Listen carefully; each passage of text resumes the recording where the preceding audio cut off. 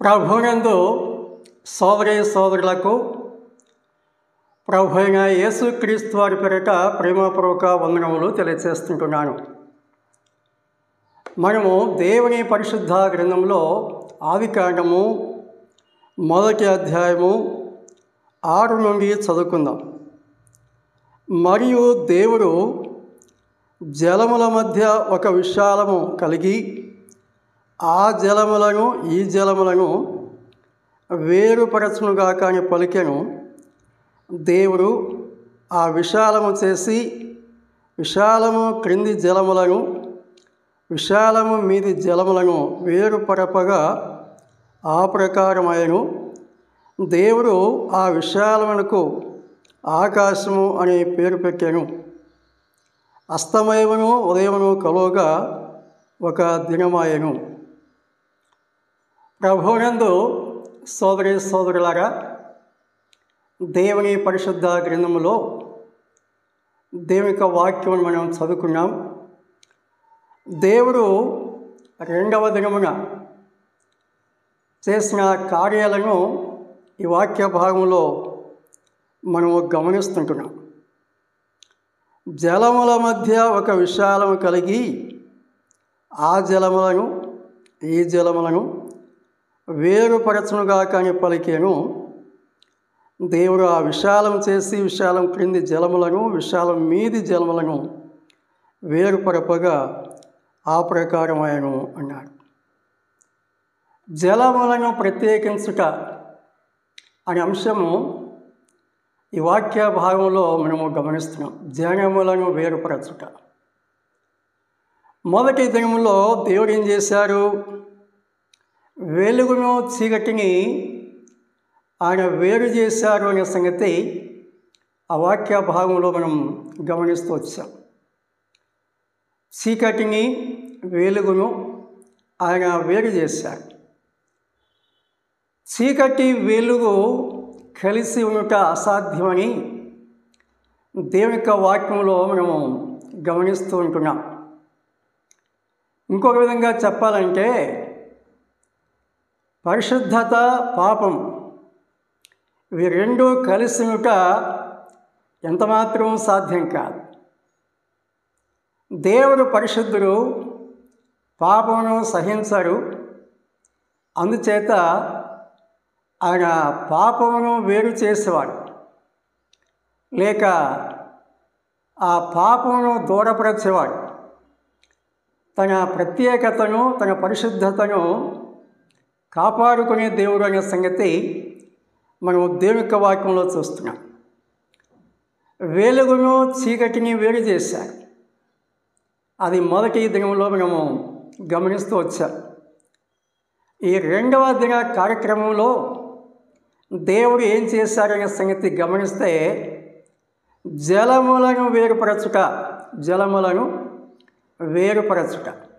మనము చదువుకున్న వాక్య భాగంలో అక్షరార్థముగా ఆలోచన చేసినప్పుడు దేవుడు మీది జలములను ఈ క్రింది జలములను వేరు చేశారు అని ఆ వాక్య భాగంలో మనము గమనిస్తున్నాం. కీర్తన గ్రంథంలో మరొక చోట ఆకాశ జలములారా అన్నాడు. జలములను గురించి దేవుని యొక్క గ్రంథంలో అనేక పోలికల్లో చెప్పినట్లుగా మనం చదవచ్చు. అందులో ఒక పోలిక ఏమిటంటే ప్రకటన 17వ అధ్యాయము 15వ వచనంలో మనం చూసినప్పుడు, మరియు ఆ దూత నాతో ఇలాగ చెప్పాను, ఆ వేశ్య కూర్చున్న చోట నీవు చూచిన జలములు ప్రజలను, జన సమూహములను, జనములను, ఆయా భాషలు మాట్లాడే వారిని సూచించును అని దేవుని యొక్క దూత యోహానుకు తెలియజేస్తున్నాడు. ఇక్కడ ఒక వేశ్య కూర్చున్నట్లుగా చూస్తున్నాం. ఆ వేశ్య కూర్చున్న చోట జలములు ఉన్నట్లుగా చూస్తున్నాం.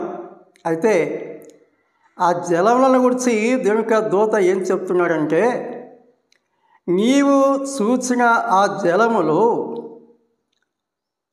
నీవు చూచిన జలములు ప్రజలను, జనసమూహములను, జనములను, ఆయా భాషలు మాట్లాడే వారిని సూచించును అని చెప్పాడు.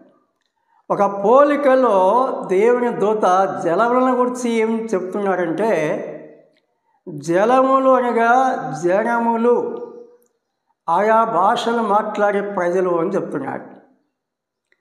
కాబట్టి మనం ఆదికాండములో చదువుకున్న వాక్య భాగంలో జలములు అనగా అక్కడ అక్షరార్థంగా సాధారణ జలములే, జలములను ఆయన వేరు చేశారు.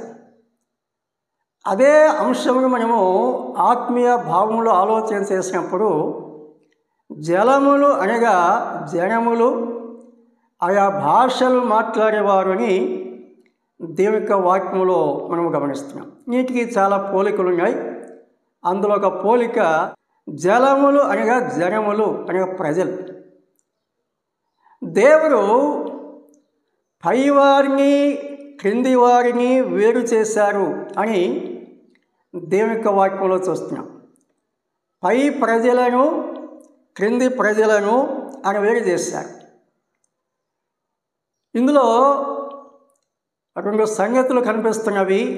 అనగా రెండు భాగాలకు లేక రెండు గుంపులకు చెందిన ప్రజలు కనిపిస్తున్నారు. పైవారు అనగా ఎవరు, క్రిందివారు అనగా ఎవరు, ఈ వ్యత్యాసం ఎందుకున్నది అనే సంగతి మనం దేవుని వాక్యంలోని కొన్ని సంగతులు గమనిద్దాం. మనము యోహాను సువార్త 15వ అధ్యాయము 19వ వాక్యం చదివినప్పుడు అందులో ప్రభు యేసుక్రీస్తు వారు ఏం తెలియజేశారంటే, మీరు లోక సంబంధులు కారు, మీరు లోక సంబంధులు కారు, నేను మిమ్మను లోకములో నుండి ఏర్పరచుకుంటుని అని చెప్పారు.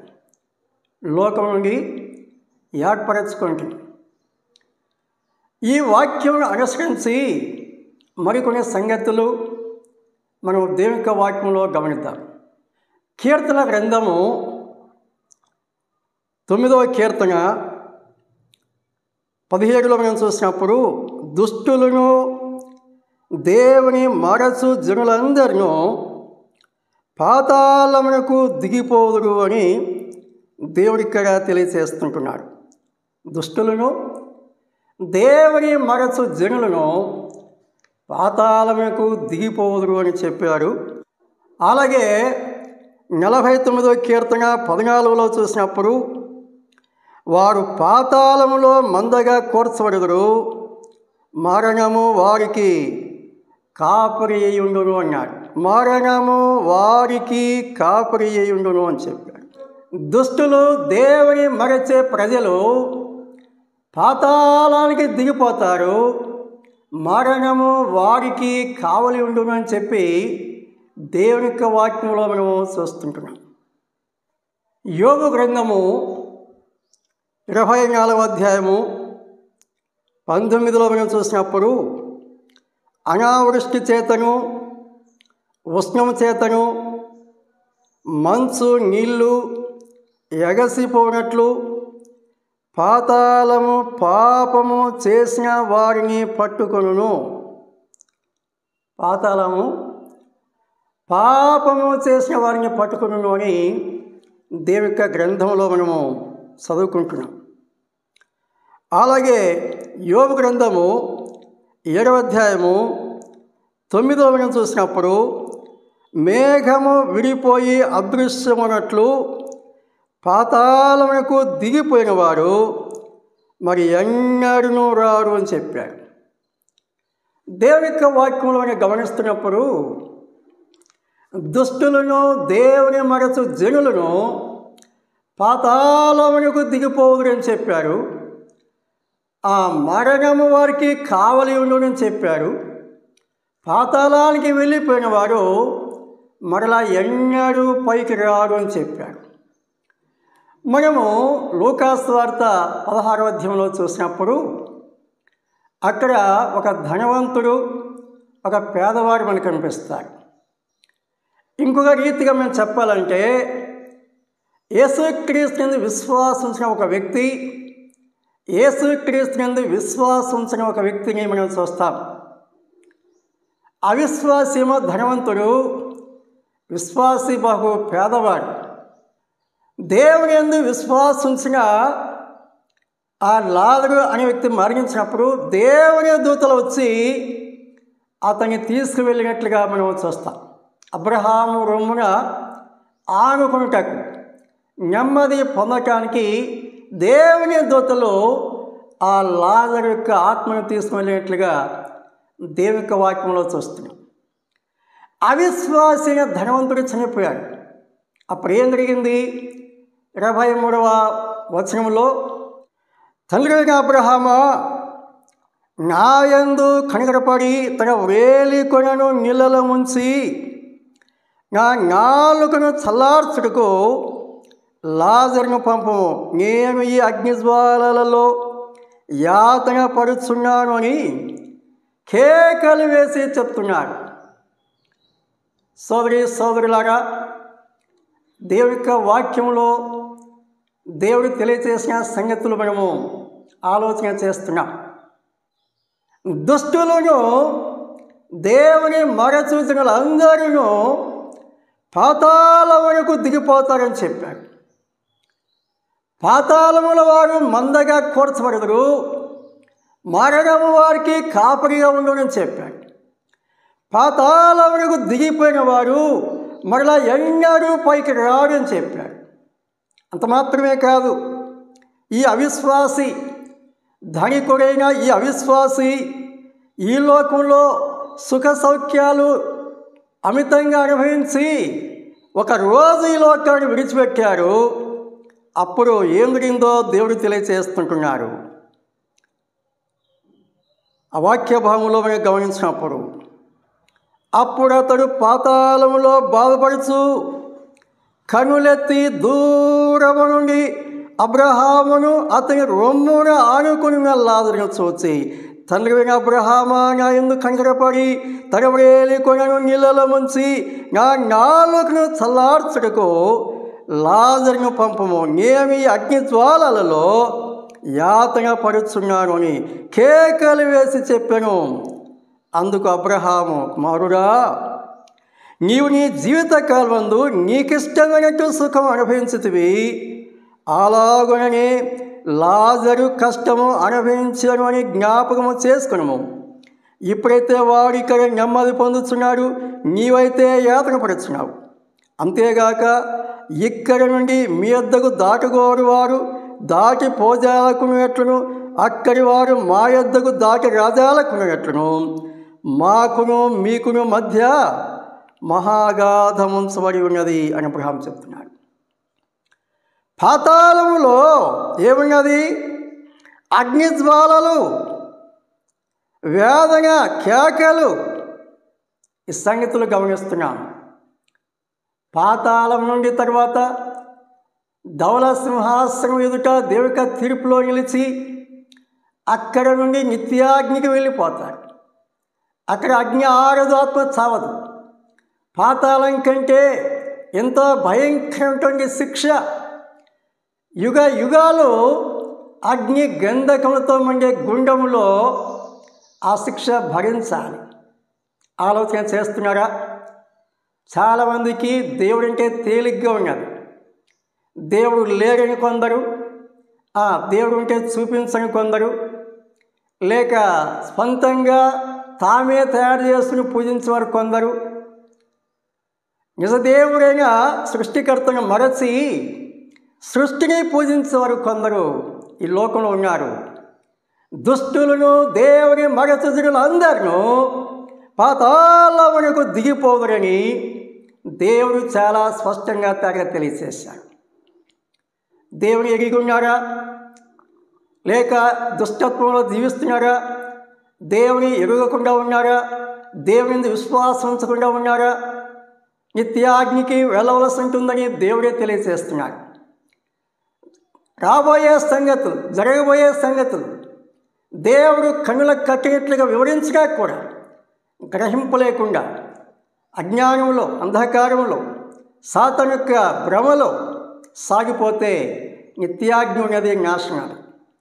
తప్పించే నాథుడు లేడు ఆ రోజు. అయితే ఈరోజు అవకాశం అనేది తప్పించుకోవడానికి. ప్రభువైన క్రీస్తు యేసునందు విశ్వాసించినట్లయితే నీవు ఆ ఘోర శిక్షకు వెళ్లకుండా ప్రభు తప్పిస్తాడు. మరణము తప్పించుట ప్రభువైన యెహోవా వశం అని చెప్పాడు. రెండవ మరణం, అగ్ని గంధకముతో మండే గుండము తప్పించుట అది కేవలము దేవునికి మాత్రమే సాధ్యం. ఎందుకంటే మానవుల పాప శాపాల నుండి విడిపించడానికి దేవుడే మానవుడిగా లోకానికి దిగొచ్చి మానవుల శిక్షను అనుభవించి పాప పరిహారం కోసం తను తాను బలిగా అర్పించుకున్నారు. పరిశుద్ధ రక్తం శిలువలో చిందించారు, శిలువలో చనిపోయారు, సమాధి చరిత్ర లేచి పరలోకాలను వెళ్ళిపోయారు. ఆయన ద్వారా మాత్రమే పాపక్షమాపణ లభిస్తుంది, ఆత్మశాంతి లభిస్తుంది, పరలోక భాగ్యం నిత్యజీవం లభిస్తుంది. కాబట్టి ఇంకా దేవుని ఎరుగని వాడు లేక దుష్టత్వంలో ఉన్నవాడు పాపమును విడిచి దుష్టత్వాన్ని విడిచి దేవుని వైపు మళ్ళుకోవాలని, దేవుని విశ్వాసం ఉంచి ఆత్మరక్షణ నిత్యజీవం పొందాలని దేవుడు తన వాక్యం ద్వారా తెలియపరుస్తున్నాడు. అట్టివారు అనగా ఎవరు? యేసుక్రీస్తు రక్తం చేత కడగబడినవాడు, విమోచించబడినవాడు, దేవుని సొత్తుగా చేయబడినవాడు, ఆత్మచేత ముద్రించబడినవాడు, వారు పైవారు అని చెప్పారు. దేవుని నమ్మని వాడు క్రిందివాడు, పాతాళానికి వెళ్ళేవాడు, నిత్యాగ్నికి వెళ్ళేవాడు వారి క్రిందివాడు, పాప క్షమాపణ పొందిన వారు వారి పైవారు అని దేవుడు తన వాక్యం ద్వారా తెలియపరుస్తున్నాడు. లూకా సువార్త 10వ అధ్యాయము 20వ వాక్యం. దయ్యములు మీకు లోబడుచున్నవని సంతోషింపక మీ పేర్లు పరలోకమందు వ్రాయబడి ఉన్నవని సంతోషించుడని వారితో చెప్పాను. యేసుక్రీస్తు వారు తన శిష్యులను పరిచయకు పంపించారు. వారు వెళ్ళి రోగులను స్వస్థపరిచారు, దయ్యాలను వెళ్ళగొట్టారు. ఆ సంతోషం చేత వారు వచ్చి ప్రభువుకు సంగతులు తెలియజేస్తున్నారు. దయ్యాలు మాకు లోబడుతున్నాయి అని చెప్పారు. అప్పుడు ప్రభు అన్నాడు, దయ్యాలు మీకు లోబడుతున్నామని సంతోషించక గొప్ప విషయం కాదు, పరలోకంలో మీ పేరులు రాయబడి ఉన్నవి అని చెప్పారు. జీవగ్రంథంలో నీ పేరు ఉన్నదా? ఆలోచన చేయటం చాలా అవసరం. పరలోకంలో దేవుని జీవగ్రంథంలో నీ పేరు ఉన్నదా? దేవుని సముఖ జీవకవలిలో, దేవుని సముఖ జీవకవలిలో నీ పేరున్నదా? నీ పేరున్నదా? దేవుని సముఖ జీవకవలిలో నీ పేరున్నదా? నీ పేరున్నదా? నీ పేరు లేకపోతే ఈరోజు రాయించుకోవడం చాలా మంచిది. ప్రభు అన్నాడు, దయ్యములు మీకు లోబడుచున్నవని సంతోషింపక మీ పేరులో పరలోకమందు రాయబడి ఉండవని సంతోషించుడి అని చెప్పారు. ఫిలిప్పీ పత్రిక 3వ అధ్యాయము 20లో ఏం చెప్పారంటే, మన పౌరస్థితి పరలోకములో ఉన్నదని చెప్పారు. మన పౌరస్థితి పరలోకములో ఉన్నది. ప్రస్తుతము మనం భారతదేశ పౌరులం. ఈ లోకములో మనకు పౌరసత్వం అనేది. ఈ లోకంలో కొన్ని దేశాలు ఉన్నత స్థానంలో ఉండవచ్చు, ఆ దేశ పౌరసత్వాల వారికి ఉండవచ్చు, మంచిదే, తప్పేం కాదు. కానీ ప్రభువైన యేసుక్రీస్తు విశ్వాసం వారికి దేవుని రాజ్యంలో పరలోకములో పౌరసత్వం ఉన్నది. నా పౌరసత్వం పరలోకములో ఉన్నది. నా పేరు పరలోకములో దేవుని జీవ గ్రంథంలో వ్రాయబడి ఉన్నది. ఎంత గొప్ప ధన్యత! నా యోగ్యతను బట్టి కాదు సుమా, ప్రభువైన క్రీస్తు యేసు విశ్వాసం ద్వారా ఆ గొప్ప ధన్యత దేవుని కృపచేత నాకు లభించినది. దేవుని నామానికి మహిమ కలుగుగాక. అంత మాత్రమే కాదు, అబ్రహాము అనుభవాన్ని మనం చూస్తే హెబ్రీ పత్రిక 11వ అధ్యాయం 16వ వచనంలో పురాదులు గల పట్టణం కోసం అబ్రహాము ఎదురు చూస్తున్నాడని చెప్పాడు. పునాదులు గల పట్టణం కోసం, పరలోక సంబంధన పట్టణం కోసం అబ్రహాము ఎదురు చూస్తున్నాడు అని చెప్పాడు. ప్రభునందు సోదరి సోదరులారా, ప్రభువైన క్రీస్తు యేసుని విశ్వాసించే వారి యొక్క ధన్యత, వారి భాగ్యం, వారి ఆధిక్యత ఎంత గొప్పదో మనం దేవుని యొక్క వాక్యంలో చూస్తున్నాం. ఎఫెసీ పత్రిక 2వ అధ్యాయము 7వ వాక్యంలో ఈ రీతిగా దేవుడు తెలియజేస్తున్నాడు. ఆయన క్రీస్తుతో కూడా మిమ్మల్ని లేపి ఆయనతో కూడా పరలోకంలో మిమ్మల్ని కూర్చుండబెట్టునని చెప్పాడు. పరలోకంలో మిమ్మల్ని కూర్చుండబెట్టాను అని చెప్పాడు. దేవుని యొక్క వాక్యమును మనం చదువుకుంటున్నప్పుడు, ధ్యానిస్తున్నప్పుడు ప్రభువైన క్రీస్తు యేసునందు విశ్వాసం ద్వారా కలిగిన గొప్ప ధన్యత, పాపక్షమాపణ లేనివారు పాతాళానికి వెళ్ళిపోతుండగా, నిత్యాగ్నికి వెళ్ళిపోతుండగా, యుగ యుగాలు అగ్ని గంధకముల గల గుండంలో శిక్ష భరించడానికి వెళ్ళిపోతుండగా వారిలో నుండి మన ప్రత్యేకపరిచి ఆ ఉన్నతమైన మహిమాన్వితమైన పరలోక రాజ్య పౌరసత్వం మనకు దయచేయుట, శాశ్వత కాలం ప్రభుతో జీవించే ఆ గొప్ప ధన్యత మనకు దయచేయుట దేవుని యొక్క మహాకృప కాదా? ఇది నీ దయ కాదా యెహోవా, ఇది నీ కృప కాదా? ఇది నీ దయ కాదా యెహోవా, ఇది నీ కృప కాదా? దేవుని మహాకృప, దేవుని కరుణ, దేవుని కటాక్షం, అపాత్రులం అయోగ్యులం, వారికంటే మనం శ్రేష్ఠలం కాదు, వారికంటే గొప్పవారం కాదు, ఏమాత్రము మనము వారికంటే యోగ్యులం కాదు.